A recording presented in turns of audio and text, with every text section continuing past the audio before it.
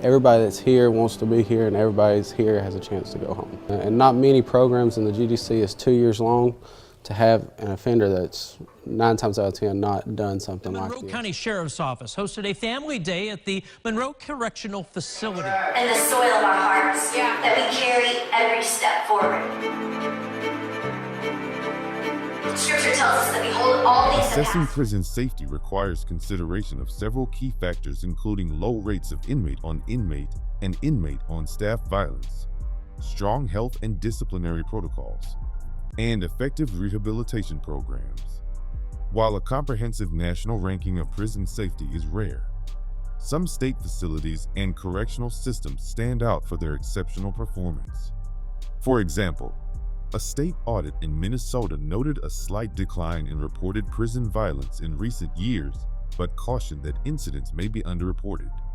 Despite the challenges in obtaining consistent data, several individual prisons and statewide efforts have demonstrated notably low levels of violence.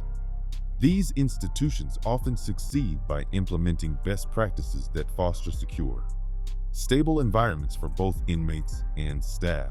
I came here to declare the truth of Jesus tonight. See, we're here tonight not just to be encouraged, we're here to be established. We're here for God to do something permanent in the soil of our hearts that we carry every step. 49 and time now for an all-new edition of Mentoring Matters. Now, we often talk about the role mentors play early in a person's life to help steer them from making mistakes. But a program underway in a Florida prison shows the impact a mentor can have on those looking to begin their lives anew. Behind the barbed wire fences of the Everglades Correctional Institute, what qualities does a good mentor possess? a group of men gather to discuss the value of mentoring. Both inmates and shelter dogs are getting a second chance at life through a rehab program. They're both getting trained before being released back into the community, and Local 10's Cody Weddle is live in Southwest Miami-Dade to explain. Cody. And Louie and Nicole, this is all about rehabilitation for the inmates, but also for the dogs. Both of them just looking for another shot at life. Located in Miami, Everglades Correctional Institution has earned a reputation as one of the safest prisons in Florida. The facility operates under an incentivized model that rewards good behavior and encourages inmates to avoid conflict. According to staff, violent incidents are virtually non-existent. One correctional officer noted that while stabbings and assaults were common at his previous post, he had not witnessed a single stabbing, officer assault, overdose, or riot during 3 years at Everglades. By 2021, it was being recognized as the safest of Florida's 64 prisons. Disciplinary infractions remain well below the state average, and early figures show a recidivism rate of just 25%. Everglades demonstrates how a positive culture, reinforced through structured incentives, can dramatically reduce prison violence and create a safer environment for both inmates and staff. The Monroe County Sheriff's Office hosted a family day at the Monroe Correctional Facility. The event is designed to provide support for families and individuals impacted by incarceration and prepare them for the hurdles that come with transitioning back into the community.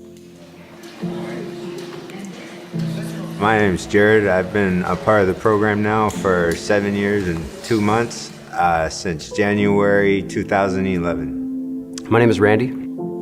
I've been a part of the Summit Assistance Dogs program for pretty close to 2 years now. What drew me to be a part of the Summit program was I wanted to be a part of teaching these dogs new tricks. The Monroe Correctional Complex, located just outside Seattle, is often regarded as the safest prison in Washington. Housing inmates across multiple custody levels, Monroe has developed a reputation for its calm environment and rehabilitative focus. Incarcerated individuals frequently credit the facility's work programs, educational opportunities, and counseling services for helping them move away from gangs and crime. One inmate even described Monroe as the safest prison in the state by a long shot. Consistent staff practices that emphasize respect, combined with a strong rehabilitative culture, help keep violence, fights, and contraband to a minimum. In a special report, Hannah Lawrence introduces us to men who are practicing public speaking in a place that most would say is already intimidating.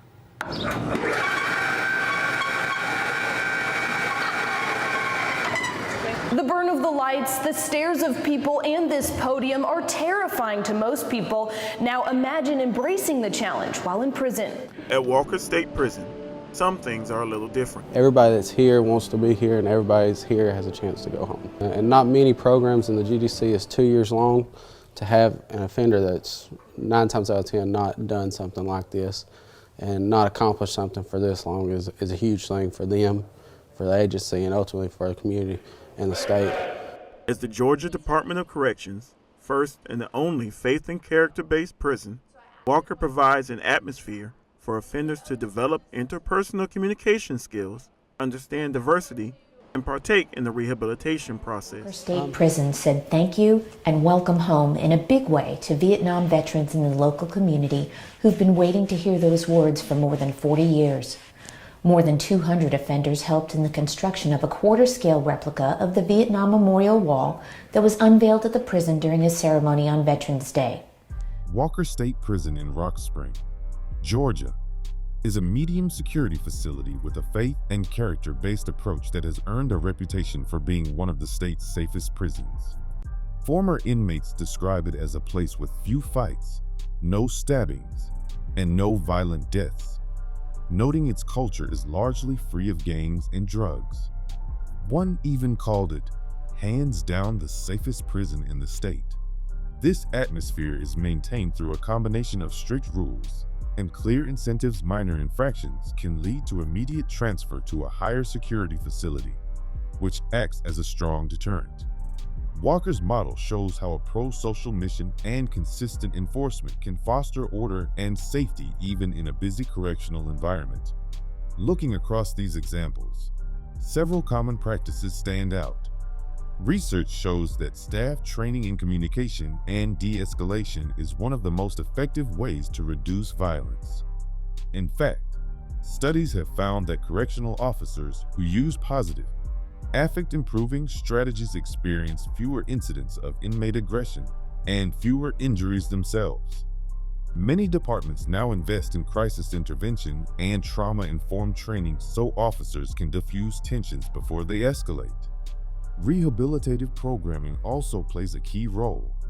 Facilities that offer college courses, vocational training, or job programs consistently report lower levels of inmate violence.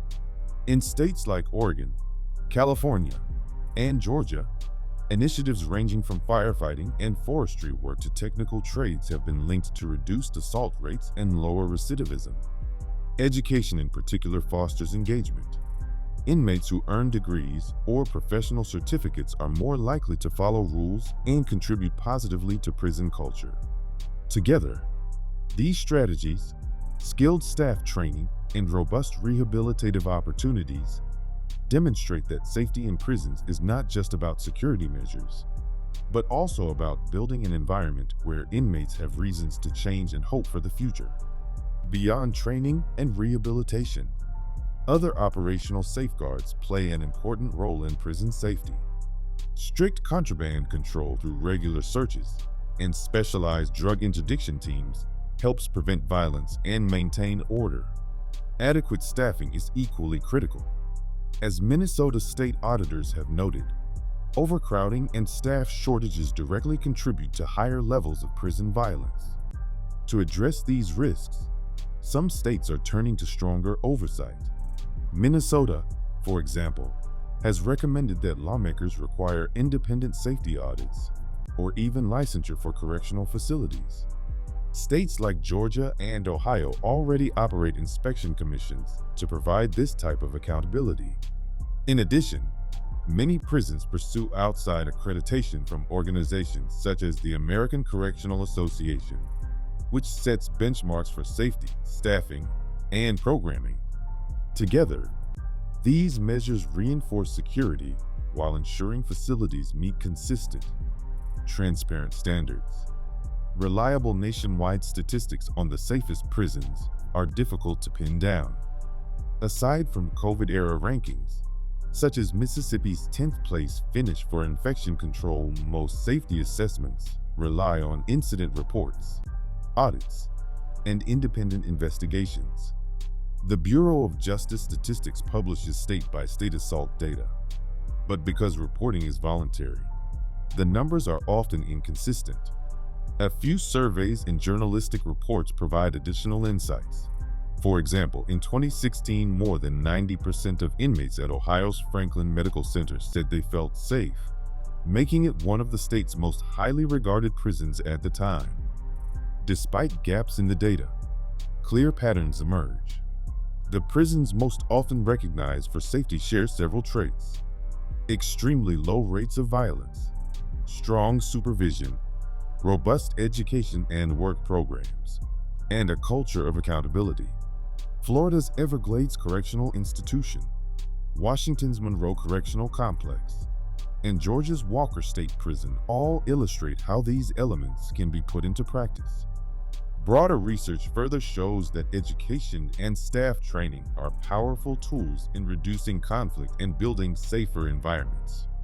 In the end, no prison can eliminate violence entirely, but facilities that combine strict security with meaningful rehabilitative opportunities, well-trained staff, and independent oversight demonstrate that a safer and more stable prison system is possible for both inmates and those who work there.